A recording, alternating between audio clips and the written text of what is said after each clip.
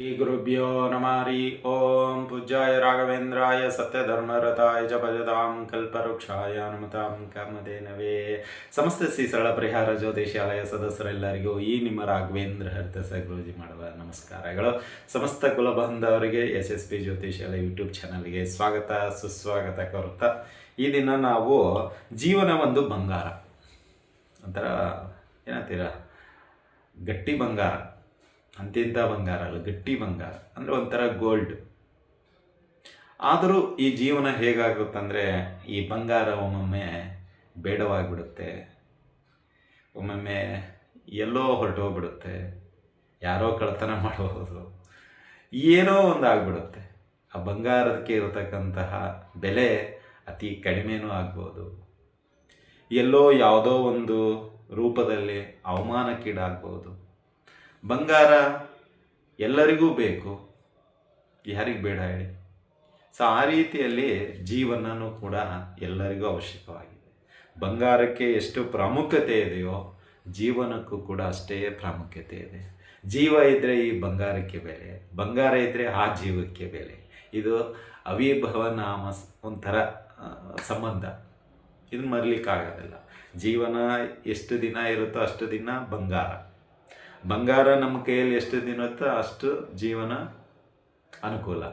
ಆ ರೀತಿಯಲ್ಲಿ ಅನ್ಯೋನ್ಯತೆಯನ್ನು ಹೊಂದಿಕೊಂಡಿರುತ್ತೆ. ಅಂದರೆ ಜೀವನ ಒಂದು ಬಂಗಾರ ಅಷ್ಟೇ. ಸಿಂಪಲ್ಲಾಗಿ ಹೇಳಬೇಕು ಅಂದರೆ ಬಂಗಾರಕ್ಕಿರ್ತಕ್ಕಂಥ ಬೆಲೆ ಜೀವಕ್ಕೆ ಇದೆ. ಸೊ ನೀವತ್ತು ನೋಡಿ ಬಂಗಾರ ಎಷ್ಟು ರೇಟ್ ಇದೆ, ಒಂದು ಗ್ರಾಮ ಎಷ್ಟು ಸಿಕ್ಕಾಪಟ್ಟೆ ರೇಟ್ ಇದೆ. ಸೊ ನೀವು ತೆಗೆದುಕೊಳ್ಳೋದು ಕಷ್ಟ, ಆದರೂ ಬಿಡೋದಿಲ್ಲ. ಒಂದಲ್ಲ ಒಂದು ದಿನ ನಾವು ಪರ್ಚೇಸ್ ಮಾಡೇ ಮಾಡ್ತೀವಿ. ಅಂದರೆ ಅದಕ್ಕಾಗಿ ಸಮಯ ಸಂದರ್ಭ ಬಂದೇ ಬರುತ್ತೆ. ಸೊ ಆ ರೀತಿಯಲ್ಲಿ ಜೀವನದಲ್ಲೂ ಕೂಡ ಕಷ್ಟಗಳು, ನಷ್ಟಗಳು, ಲಾಭಗಳು ಎಲ್ಲವೂ ಸಿಗುವಂಥದ್ದು. ಹಾಗಾಗಿ ಜೀವನ ಒಂದು ಬಂಗಾರ. ಸೊ ಇಲ್ಲಿ ನಾವು ಕೆಲವರನ್ನು ಕ್ಷಮಿಸಬೇಕು, ಕೆಲವರನ್ನು ಮರೆತು ಬಿಡಬೇಕು. ಸೊ ಈ ಒಂದು ಕಾನ್ಸೆಪ್ಟ್ ಇವತ್ತಿನ ಒಂದು ವಿಷಯ. ಅಂದರೆ ಜೀವನದಲ್ಲಿ ಕೆಲವನ್ನ ಮರೆತು ಬಿಡಬೇಕು, ಕೆಲವು ವ್ಯಕ್ತಿಗಳನ್ನು ಬಿಟ್ಬಿಡಬೇಕು, ಕೆಲವು ವಿಷಯಗಳನ್ನು ಮರಿಬೇಕು, ಕೆಲವು ವ್ಯಕ್ತಿಗಳನ್ನು ಕೂಡ ಬಿಟ್ಬಿಡಬೇಕು. ಸೊ ಹಾಗಾಗಿ ಇಲ್ಲಿ ಕೆಲವು ವಿಷಯಗಳಿಗೆ ಕ್ಷಮಿಸೋದು ಉಂಟು, ಕೆಲವು ವ್ಯಕ್ತಿಗಳನ್ನು ಬಿಟ್ಬಿಡೋದು ಉಂಟು, ಉತ್ತಮ. ಸೊ ಈ ವಿಷಯದ ಬಗ್ಗೆ ಈ ದಿನ ನಾವು ಚರ್ಚೆ ಮಾಡೋಣ. ಸೊ ಇದು ತುಂಬ ಒಳ್ಳೆಯ ಒಂದು ವಿಷಯ. ಸೊ ವಿಡಿಯೋನ ಕೊನೆಯವರೆಗೂ ಕೇಳಿ, ನಿಮಗೂ ಅರ್ಥ ಆಗುತ್ತೆ. ಮುಂದೆ ಭವಿಷ್ಯತ್ ಕಾಲದಲ್ಲಿ ಈ ಒಂದು ವಿಷಯ ನಿಮಗೆ ಒಳ್ಳೆಯ ದಾರಿದೀಪ ಆಗ್ಬೋದು ಅಂತ ಅಂದ್ಕೊಂಡಿದ್ದೀವಿ. ಇನ್ನೂ ನಮ್ಮ ಚಾನಲ್ಗೆ ನೀವು ಸಬ್ಸ್ಕ್ರೈಬ್ ಆಗಿಲ್ಲ ಅಂದರೆ ಸಬ್ಸ್ಕ್ರೈಬ್ ಮಾಡ್ಕೊಳ್ಳಿ. ಇನ್ನೂ ಹೆಚ್ಚಿನ ಆಧ್ಯಾತ್ಮಿಕ ವಿಷಯಗಳು ಮುಂದಿನ ದಿನಗಳಲ್ಲಿ ತಿಳಿಸುವಂಥದ್ದಾಗುತ್ತೆ ಅಂತಲೇ ಹೇಳುತ್ತೆ. ಹಾಗಾದರೆ ಬನ್ನಿ, ಈ ಜೀವನ ಒಂದು ಬಂಗಾರ ಏಕೆ, ಏನು ಎಂಬುದನ್ನು ತಿಳಿದುಕೊಳ್ಳೋಣ. ಇಲ್ಲಿ ಒಂದು ಜೀವನ ಅಂತ ಬಂದಾಗ ಅದು ಬಾಲ್ಯ ವ್ಯವಸ್ಥೆಯಿಂದ ವೃದ್ಧಾಪ್ಯ ವ್ಯವಸ್ಥೆವರೆಗೂ, ಅಂದರೆ ಅಜ್ಜ ಅಜ್ಜಿ ಆಗುವಂತಹ ಸಮಯದಲ್ಲೂ ಜೀವ ಇದ್ದಾಗ ಅದಕ್ಕೆ ಬೆಲೆ ಇದ್ದೇ ಇರುತ್ತೆ. ಬಾಲ್ಯದಲ್ಲೇ ಎಲ್ಲರೂ ಎತ್ತಿ ಮುದ್ದಾಡಿ ಹೊಗಳುವಂಥದ್ದು ಇರುತ್ತೆ. ಎಷ್ಟು ಮುದ್ದಾಗಿದೆಯಾ, ಎಷ್ಟು ಇದೆಲ್ಲ ಹೆಚ್ಚಿಕೋದು ಏನು, ಅವನನ್ನು ಅಪ್ಕೊಳ್ಳೋದೇನು, ಅವನ ಹೊಗಳೋದೇನು, ಅದೇ ಬೆಳೀತಾ ಬೆಳೀತಾ ಅವನನ್ನು ಬೇರೆ ರೂಪದಲ್ಲಿ ನೋಡುವಂಥದ್ದಾಗುತ್ತೆ.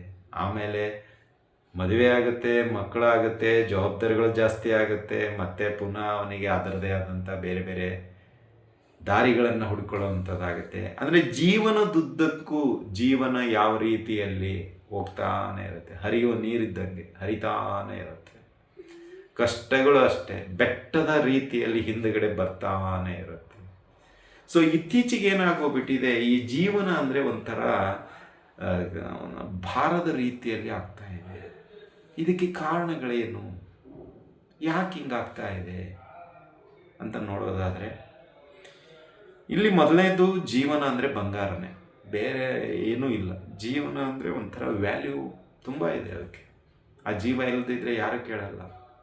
ಹುಟ್ಟುವಾಗ ನಾವೇನೂ ಇರಲಿಲ್ಲ, ಜೀವನ ಕ್ರಮೇಣವಾಗಿ ಸಾಗಿದಾಗ ಕಷ್ಟಪಟ್ಟು ಒಂದು ಏನೋ ಸಮಾಜದಲ್ಲಿ ಗೌರವಾನ್ವಿತ ವ್ಯಕ್ತಿಯಾದಾಗ, ಈ ಸಮಾಜವನ್ನು ಅವನು ಬಿಟ್ಟು ಹೋಗಬೇಕಾದಾಗ ಅದೇ ಸಾವಿರಾರು ಜನ ಬರ್ತಾರೆ. ಯಾಕೆ ಬರ್ತಾರೆ ಅಂದರೆ ಆ ಒಂದು ಪುಣ್ಯ ಕಾರ್ಯದಲ್ಲಿ ನಾವು ಕೂಡ ಭಾಗಿಯಾಗಿದ್ದೀವಿ. ಅದರ ನೆನಪು ಆ ಒಂದು ಜೀವನದ ಸಾಗಾಟದಲ್ಲಿ ಸಾಗಿ ಬಂದಂಥವ್ರು.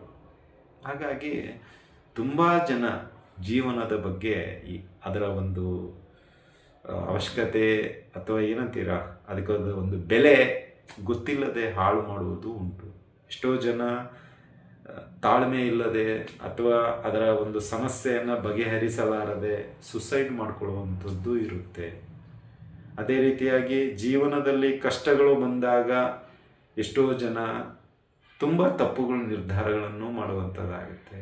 ಅದಕ್ಕೆಲ್ಲ ಕಾರಣ ವೈಯಕ್ತಿಕ ಕಾರಣ ಅಂತಲೂ ಹೇಳ್ಬೋದು. ಆದರೆ ಜೀವನದ ಮೌಲ್ಯ ಅಂತ ಹೇಳ್ತೀವಲ್ಲ, ಅದು ಅವರಿಗೆ ಗೊತ್ತಾಗಿರೋದಿಲ್ಲ. ಸೊ ಹಾಗಾದರೆ ಇಲ್ಲಿ ಏನು ಮಾಡಬೇಕು ನಾವು?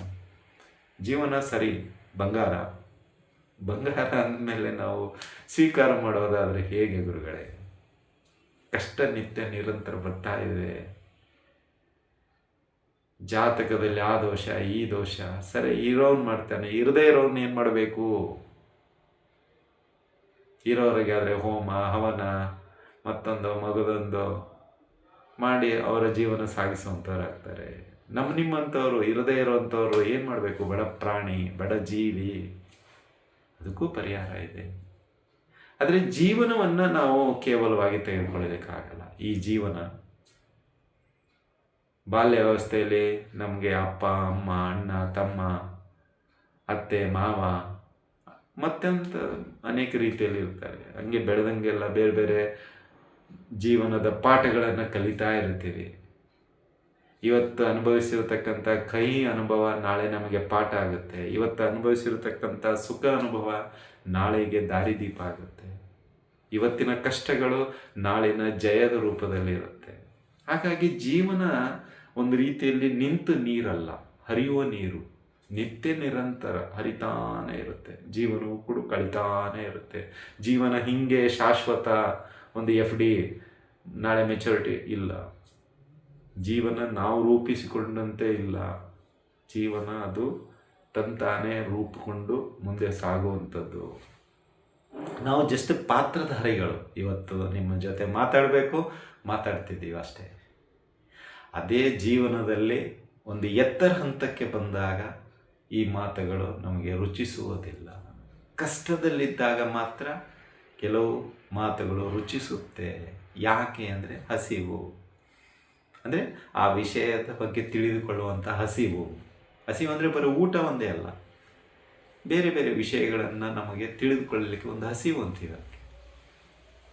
ಸೊ ಅದು ಇರೋದರಿಂದ ನಮಗೆ ಈ ಜೀವನ ಹೇಗೆ ಏನು ಎಪ್ಪ ಅಂತ ಗೊತ್ತಾಗ್ತದೆ. ಹಾಗಾದರೆ ಜೀವನ ಬಂಗಾರ ಅಂತ ಯಾಕೆ ಅನ್ನೋದು ಗೊತ್ತಾಯಿತು. ಅಂದರೆ ಜೀವನ ನಡೆಸಬೇಕಾದ್ರೆ ನಮಗೆ ಬಂಗಾರಕ್ಕೆ ಇರತಕ್ಕಂಥ ಪ್ರಾಮುಖ್ಯತೆ ಈ ಜೀವಕ್ಕೂ ಇದೆ. ಸೊ ಜೀವನದಲ್ಲಿ ಕಷ್ಟಗಳು ಬರುತ್ತೆ, ಆದರೆ ಆ ಕಷ್ಟಗಳನ್ನೇ ಮೆಟ್ಟಿ ನಿಲ್ಲೋದು ಹೇಗೆ, ಏನು ಎತ್ತ ಎಂಬುದನ್ನು ಈಗ ತಿಳಿದುಕೊಳ್ಳೋಣ. ಇಲ್ಲಿ ಒಂದು ಜೀವನಕ್ಕೆ ಬರ್ತಕ್ಕಂಥ ಅಡೆತಡೆಗಳಂದರೆ ಆರ್ಥಿಕ ಸಮಸ್ಯೆ, ಅನಾರೋಗ್ಯದ ಸಮಸ್ಯೆ, ಕೌಟುಂಬಿಕ ಸಮಸ್ಯೆ ಮತ್ತು ಉದ್ಯೋಗ ವ್ಯವಹಾರದ ಸಮಸ್ಯೆ. ಇಲ್ಲಿ ಬರೋದೇ ಮೊದಲನೇದು ಆರ್ಥಿಕವಾಗಿ ನಾವು ಚೆನ್ನಾಗಿದ್ರೆ ಜೀವನ ಬಂಗಾರ, ಅಷ್ಟೇ ಸಿಂಪಲ್. ತುಂಬ ದಷ್ಟಪುಷ್ಟ ಒಂದು ರೀತಿ ಅದೇನು ಬೇಕಾಗಿಲ್ಲ. ಆಕಾರ ವಿಕಾರ ಹೆಂಗನ್ನೇ ಇರಲಿ, ದುಡ್ಡಿದೆಯಾ ಅವನ ಜೀವನ ಲೈಫ್ ಸೆಟಲ್ ಆದಂಗೆ, ಇನ್ನು ಬಂಗಾರ ಇದ್ದಂಗೆ ಇದ್ಬಿಡ್ತಾನೆ. ಅದೇ ದುಡ್ಡಿಲ್ಲ ಅಂದರೆ ಅವನ ಆಕಾರ ವಿಕಾರ ಎಲ್ಲವೂ ನೋಡಲಿಕ್ಕಾಗುತ್ತೆ. ಅದೇ ರೀತಿಯಾಗಿ ಅನಾರೋಗ್ಯದ ಸಮಸ್ಯೆಗಳು, ಹುಟ್ಟಿದಿನಿಂದಲೇ ಏನಾದರೂ ಒಂದು ರೋಗ ಅವನಿಗೆ ಕಾಡ್ತಾ ಇದ್ದರೆ ಸೊ ಸಿಕ್ಕಾಪಟ್ಟೆ ಸಮಸ್ಯೆಗಳಿರುತ್ತೆ.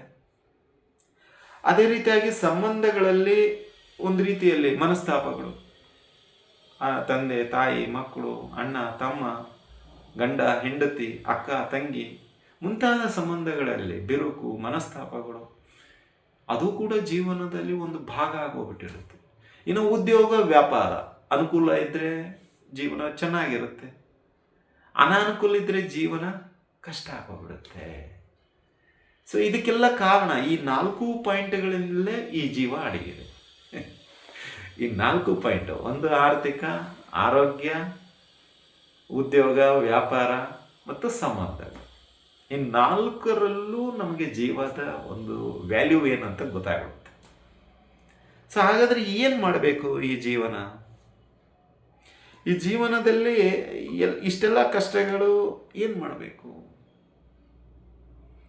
ಕೆಲವು ವಿಷಯಗಳನ್ನು ನಾವು ಕ್ಷಮಿಸಿಬಿಡಬೇಕು.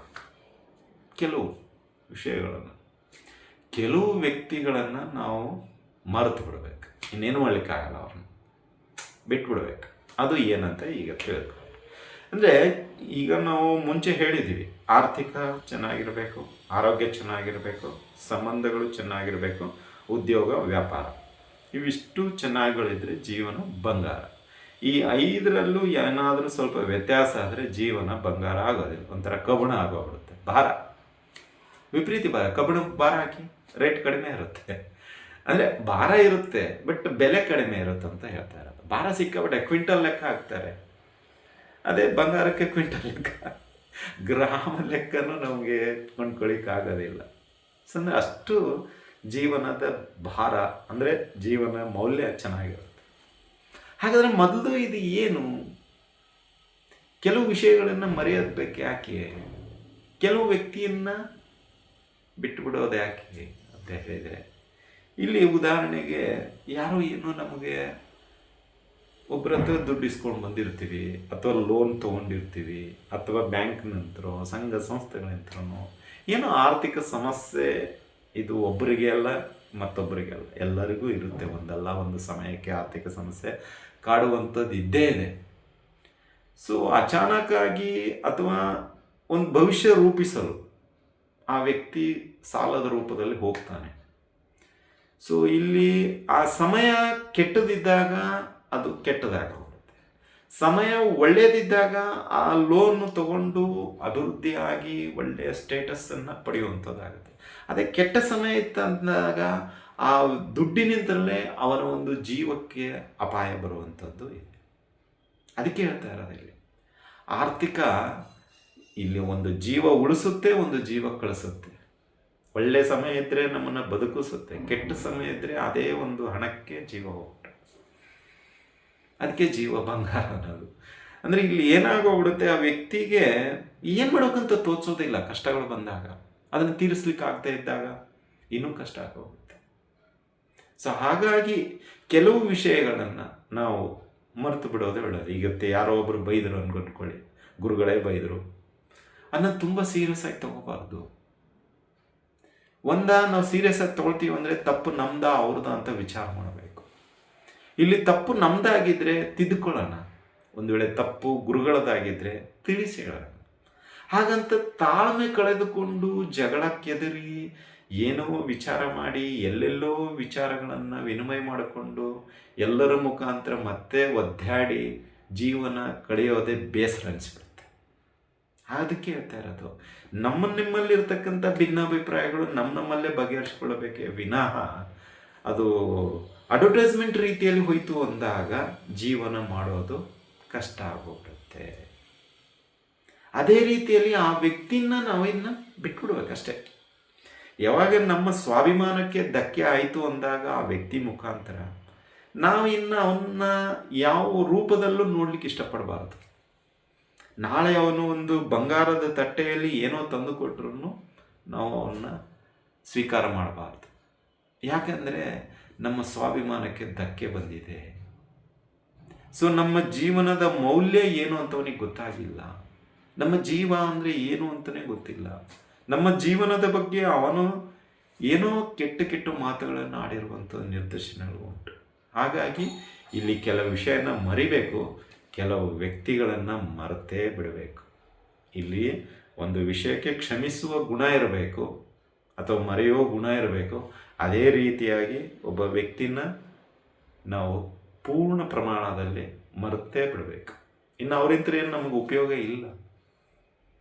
ಯಾಕೆಂದರೆ ನಮ್ಮ ಸ್ವಾಭಿಮಾನಕ್ಕೆ ಅವರು ಕೈ ಹಾಕಿದ್ದಾರೆ ಅಂದರೆ ನಾಳೆ ನಮ್ಮ ಜೀವನಕ್ಕೂ ತೊಂದರೆಗೆ ಈಡು ಮಾಡಬಹುದು.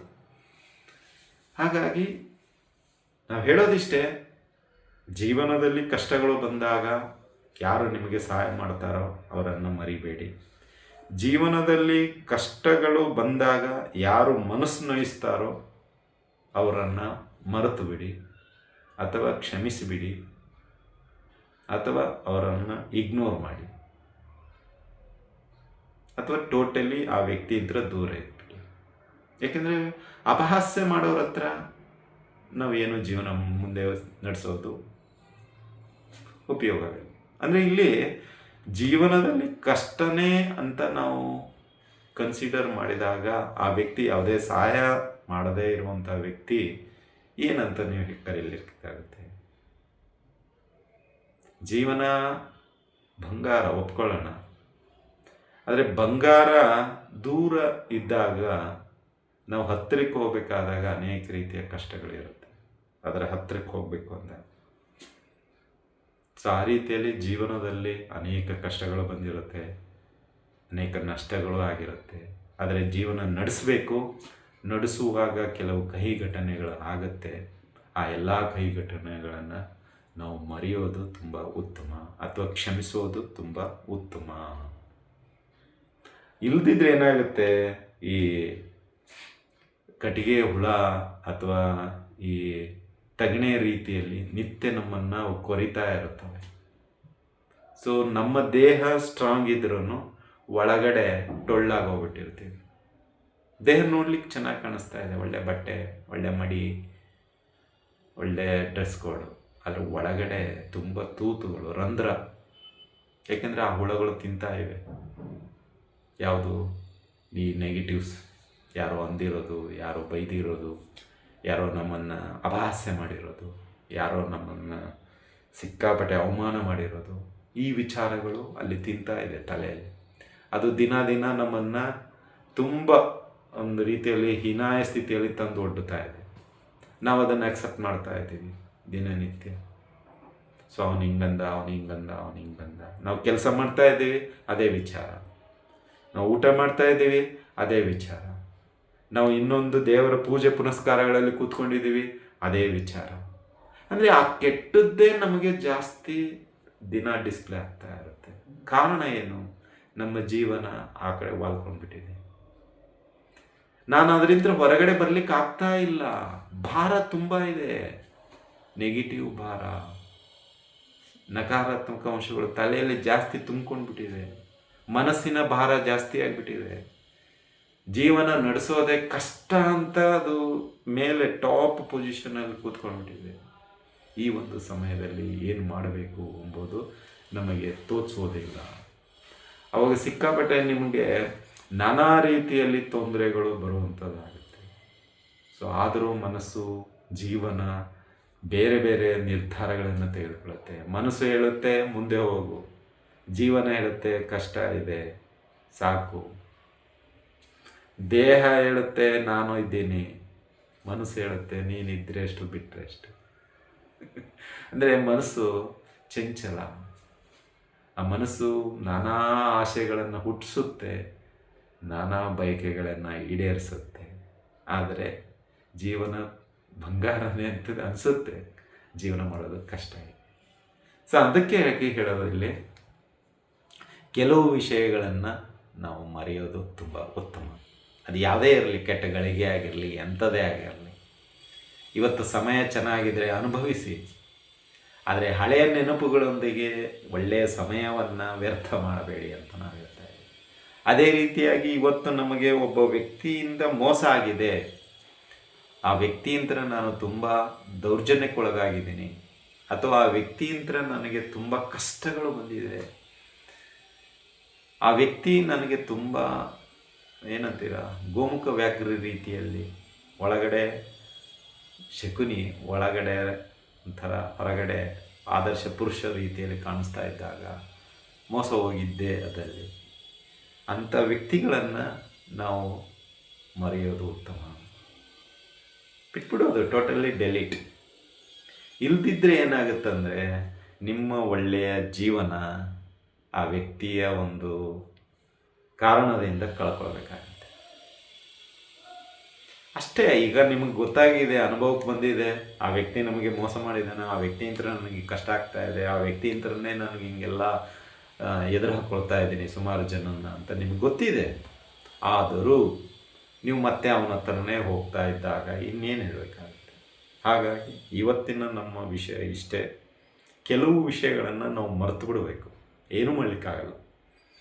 ನಮ್ಮ ತಾತ ಇದ್ದ ಜಮೀನ್ದಾರ, ಇವತ್ತು ನಮ್ಗೆ ಜಮೀನೇ ಇಲ್ಲ, ಏನು ಮಾಡಲಿಕ್ಕಾಯ್ತು? ಮರೆತು ಬಿಡಬೇಕಷ್ಟೇ. ಜೀವನ ನಮಗೆ ಏನು ಕೊಟ್ಟಿದ್ದಾನೆ ಭಗವಂತ, ಅದರಲ್ಲಿ ಸುಖಮಯವಾಗಿ ಅನುಭವಿಸೋಣ. ಕೊಟ್ಟಿಲ್ವಾ, ಬೇಡ, ಮುಂದೆ ಕರುಣಿಸಪ್ಪ ಅಂತ ಪ್ರಾರ್ಥನೆ ಸಲ್ಲಿಸೋಣ. ಅದೇ ರೀತಿಯಾಗಿ ಮೋಸ ಮಾಡಿರ್ತಕ್ಕಂಥ ವ್ಯಕ್ತಿನ ಮಾತ್ರ ನೀವು ಮರಿಲೇಬೇಕು. ಮರಿದೇ ಇದ್ದರೆ ಆ ತಿಗಣೆ, ಈ ಕಟ್ಗಿ ಹುಳ ತಿನ್ನಂಗೆ ಅದು ನಿತ್ಯ ತಿಂತಾನೆ ಇರ್ತಾರೆ ಅವರು. ಸೊ ನಮ್ಮ ಮನಸ್ಸು ಎಷ್ಟು ದುರ್ಬಲ ಆಗುತ್ತಂದರೆ ಯಾರು ಏನು ಮಾಡಿದರೂ ಅದು ಸರಿ ಹೋಗಲಾರ್ದಂಥ ಇದಕ್ಕೆ ಬಂದುಬಿಡುತ್ತೆ. ಸೊ ಹೀಗಾಗಿ ಇತ್ತೀಚೆಗೆ ಈ ಸುಸೈಡ್ಗಳು, ಕೆಲವು ಏನೇನೋ ತಪ್ಪು ನಿರ್ಧಾರಗಳು ಆಗುವಂಥದ್ದು ಆಗ್ತಾಯಿದೆ. ಇದಕ್ಕೆಲ್ಲ ಕಾರಣ ಅಂದರೆ ನಮ್ಮ ಮನಸ್ಸು, ನಮ್ಮ ಜೀವನದ ಮೌಲ್ಯ ತಿಳಿದೇ ಇರೋದು, ನಮ್ಮ ಬಗ್ಗೆ ನಮಗೆ ನಿರಾಸಕ್ತಿ, ನಮ್ಮ ಬಗ್ಗೆ ನಮಗೆ ಆಸಕ್ತಿ ಇಲ್ಲದೆ ಇರುವಂಥದ್ದು, ಜೀವನ ಇಷ್ಟೇ ಅಂತ ನಾವೇ ಫಿಕ್ಸ್ ಆಗಿರೋದು, ಜೀವನಕ್ಕೆ ಏನು ಬೇಕು ಆಗು ಹೋಗುಗಳನ್ನು ಏನೂ ವಿಚಾರ ಮಾಡದೇ ಇರೋದು, ಇದೆಲ್ಲ ಕಾರಣಗಳೇ ಇದೆ. ಸೊ ನಾವು ಹೇಳೋದಿಷ್ಟೇ, ಜೀವನದಲ್ಲಿ ಕಷ್ಟಗಳು ಇದೆ, ಇಲ್ಲ ಅಂತ ನಾವು ಹೇಳಲ್ಲ. ಇವತ್ತು ಅರಮನೆಯಲ್ಲಿರೋನಿಗೂ ಒಂದು ಕಷ್ಟದ ಜೀವನ ಇದೆ ಅವನಿಗೆ. ನೀವು ಗುಡಿಸಲಲ್ಲಿರೋನಿಗೂ ಒಂದಲ್ಲ ಒಂದು ಕಷ್ಟ ಇದೆ.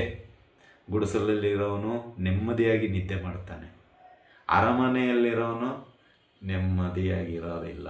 ಕಾರಣ ಇಷ್ಟೇ, ಅವನಿಗೆ 108 ರೋಗಗಳು, ಇವನಿಗೆ ಯಾವುದೂ ರೋಗ ಇಲ್ಲ, ಆರಾಮಾಗಿ ಮಾಡ್ತಾನೆ. ಅಥವಾ ಅವನಿಗೆ 108 ಚಿಂತೆಗಳು, ಆ ದುಡ್ಡನ್ನು ಹೇಗೆ ನಾನು ರೋಗಗಳಕ್ಕಿಂತ ಚಿಂತನೆಗಳಂತ ತಿಳ್ಕೊಳ್ಳಿ, ತಪ್ಪಾಗಿ ತಿಳ್ಕೊಬೇಡಿ, ಚಿಂತನೆಗಳಂತಲೇ ತಿಳ್ಕೊಳ್ಳಿ, ಅಥವಾ ಸಮಸ್ಯೆಗಳಂತಲೇ ತಿಳ್ಕೊಳ್ಳಿ. ಆ ದುಡ್ಡು ಗಳಿಸಿರೋದು ಹೆಂಗೆ ಇಡಬೇಕು, ಬ್ಯಾಂಕಲ್ಲಿ ಇಟ್ರೂ ಪ್ರಾಬ್ಲಮ್ಮು, ಇನ್ನೊಬ್ರಿಗೆ ಕೊಟ್ಟರು ಪ್ರಾಬ್ಲಮ್ಮು, ಮನೆಯಲ್ಲಿಟ್ರೂ ಪ್ರಾಬ್ಲಮ್ಮು. ಅಂದರೆ ಅವನಿಗೆ ಭಯ, ದುಡ್ಡು ನಿಂತ್ರ ಇಲ್ಲಿ ಯಾವನೇ ತಗೊಂಡು ಹೋಗ್ತಾನೆ ಯಾವ ಸಮಯದಲ್ಲಿ ಅಂತ ಗೊತ್ತಿಲ್ಲ. ಆದರೆ ಇವನ ಹತ್ರ ಏನಿಲ್ಲ, ಇವತ್ತು ದುಡ್ದು ಇವತ್ತು ಬಂಡವಾಳ ಅಷ್ಟೇ, ಮುಗಿದಾಯ್ತು. ಎಲ್ಲ ಅವನಿಗೆ ಏನೇನು ಬೇಕು ತಂದು ಇಟ್ಕೊಂಡ್ಬಿಡ್ತಾನೆ, ಆರಾಮಾಗಿ ಊಟ ಮಾಡಿ ಮಲ್ಕೊಂಡ್ಬಿಡ್ತಾನೆ. ಯಾವುದೇ ಏನು ಏನು ತೊಗೊಂಡೋಗ್ತಾರೆ ಅವನ ಹತ್ರ ಇರೋದು ಒಂದು ಜೊತೆ ಬಟ್ಟೆ, ಅದು ಇದು ಅಷ್ಟೇ. ಇಲ್ಲಿ ಇವನು ವರ್ಷಾನುಪೂರ್ತಿ ಬಟ್ಟೆ ಇಟ್ಟಿರ್ತಾನೆ, ಬಂಗಾರ ಬೆಳ್ಳಿ ಹಣ ಎಲ್ಲ ಇಟ್ಟಿರ್ತಾನೆ. ಸೊ ಇವನಿಗೆ ಭಯ ಎಲ್ಲಿ ಕಳ್ತನ ಆಗಿಬಿಡುತ್ತೆ ಅಂತ. ಹಾಗಾಗಿ ಇಲ್ಲಿ ಜೀವನ ಒಂದು ಬಂಗಾರ ನಮ್ಮ ಪ್ರಕಾರ. ನಿಮ್ಮ ಪ್ರಕಾರ ಏನು, ಕಮೆಂಟ್ ಬಾಕ್ಸಲ್ಲಿ ತಿಳಿಸಿ. ಸೊ ಇದು ಈ ದಿನದ ವಿಷಯ. 2ನೇ ಭಾಗನೂ ತುಂಬ ಇಂಟ್ರೆಸ್ಟ್ ಇದೆ, ಕೇಳಿ. ಸೊ ಜೀವನದಲ್ಲಿ ಬರ್ತಕ್ಕಂತಹ ಅಡೆತಡೆಗಳಿಗೆ ಯಾವೆಲ್ಲ ಮಾರ್ಗದರ್ಶನಗಳು ಇದ್ದರೆ ಒಳ್ಳೆಯದು, ಈ ಜೀವನ ಬಂಗಾರ ಆಗಲು ನಾವೆಲ್ಲ ಏನೆಲ್ಲ ಕ್ರಮಗಳನ್ನು ವಹಿಸಬೇಕು, ಸೊ ಯಾವ ಮುಂಜಾಗ್ರತೆಯನ್ನು ನಾವು ವಹಿಸ್ಕೋಬೇಕಾಗುತ್ತೆ, ಅದೆಲ್ಲವನ್ನು 2ನೇ ಭಾಗದಲ್ಲಿ ತಿಳಿಸ್ಕೊಡಲಾಗುತ್ತೆ. ಅಥವಾ ನೀವು ಕಮೆಂಟ್ಸಲ್ಲಿ ತಿಳಿಸಿ, ಜೀವನದ ಬಗ್ಗೆ ಇನ್ನೂ ಏನಾದರೂ ಮಾಹಿತಿ ಬೇಕಾಗಿದ್ದರೆ. ಸೊ ಈ ಜ್ಯೋತಿಷ್ಯ ಶಾಸ್ತ್ರವನ್ನು ಇದಕ್ಕೆ ತರೋದು ಬೇಡ, ಯಾಕೆಂದರೆ ಜೀವನ ಒಂದು ರೀತಿಯಲ್ಲಿ ಬಂಗಾರನೇ. ಅದು ಯಾವ ರೀತಿಯಲ್ಲಿ ಹೋದರೆ ಬಂಗಾರ ಎಂಬುದನ್ನು ಮುಂದಿನ ದಿನಗಳಲ್ಲಿ ತಿಳಿಸಿಕೊಡಲಾಗುತ್ತೆ. ಅಲ್ಲಿವರೆಗೆ ನಿರೀಕ್ಷಿಸಿ. ಈ ಒಂದು ವಿಡಿಯೋ ನಿಮ್ಗೆ ಇಷ್ಟ ಆಗಿದ್ದರೆ ಲೈಕ್ ಮಾಡಿ, ಜಾಸ್ತಿ ಇಷ್ಟ ಆಗಿದ್ದರೆ ಶೇರ್ ಮಾಡಿ, ಹಾಗೂ ನಮ್ಮ SSP ಜ್ಯೋತಿಷ್ಯಾಲಯ ಯೂಟ್ಯೂಬ್ ಚಾನಲನ್ನು ಸಬ್ಸ್ಕ್ರೈಬ್ ಮಾಡ್ಕೊಳ್ಳಿ ಅಂತ ಹೇಳ್ತಾ ಇಲ್ಲಿಗೆ ವಿಷಯ ಮುಗಿಸ್ತಾ ಇದ್ದೀವಿ. ಮತ್ತೆ ಮುಂದಿನ ವಿಷಯದೊಂದಿಗೆ ಭೇಟಿಯಾಗೋಣ. ಅಲ್ಲಿವರೆಗೂ ಶುಭಮಸ್ತು, ಶುಭಂ ಭೂಯಾತ್, ಸರ್ವೇ ಜನಃ ಸುಖಿನೋ ಭವಂತು.